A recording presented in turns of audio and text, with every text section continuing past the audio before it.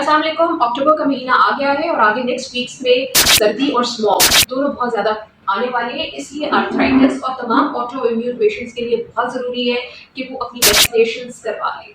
Flu की vaccine 2024 की available है, इसलिए तमाम पेशेंट्स जो आर्थराइटिस की दवाइयाँ ले रहे हैं या ऑटो इम्यून बीमारियाँ जैसे SLE के लिए इम्यून सप्रेसेंट्स पे हैं, वो ये वैक्सीनेशन ज़रूरी करवा लें।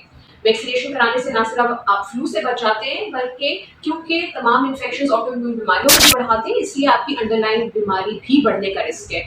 सो एज सुन एज पॉसिबल एक तो अपने फ्लू की वैक्सीनेशन करवा लें, दूसरा अपने वैक्सीनेशन स्टेटस में ये जरूर देख लें कि आपको पिछले 5 साल में निमोनिया की वैक्सीन लग गई है। अगर आपको निमोनिया की वैक्सीनेशन नहीं हुई तो निमोनिया की वैक्सीन भी अभी करवाने से सर्दियों के महीनों में आपको बहुत फायदा होगा।